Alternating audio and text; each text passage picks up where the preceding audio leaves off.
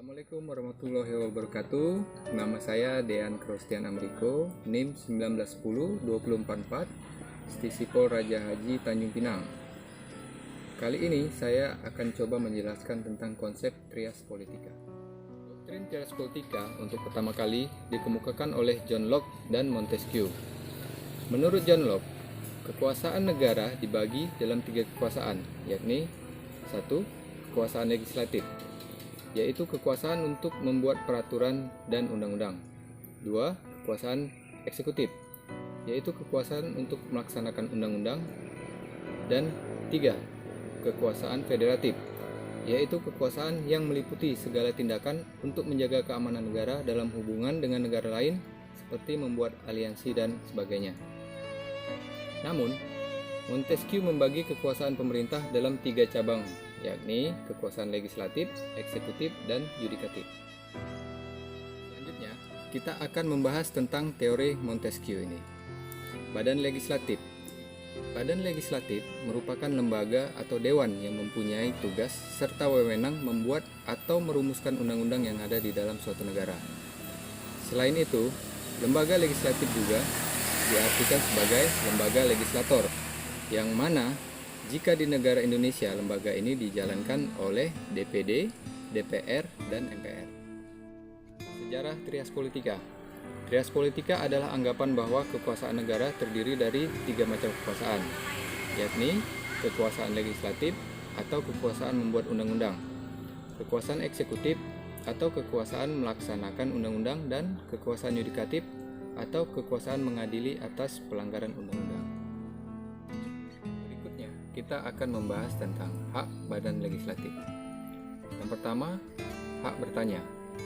Maksudnya adalah anggota parlemen berhak untuk mengajukan pertanyaan kepada pemerintah mengenai sesuatu hal. Hak interpelasi ialah hak untuk meminta keterangan kepada pemerintah mengenai kebijaksanaan dalam suatu bidang. Berikutnya adalah hak angket. Hak angket ini adalah hak yang dimiliki oleh badan legislatif untuk mengadakan penyelidikan sendiri atas kasus-kasus yang sedang terjadi. Serta hak mosi. Hak mosi ini dianggap hak yang ampuh. Kalau legislatif menyampaikan tidak percaya, maka kabinet harus mengundurkan diri. Selanjutnya ialah fungsi badan legislatif.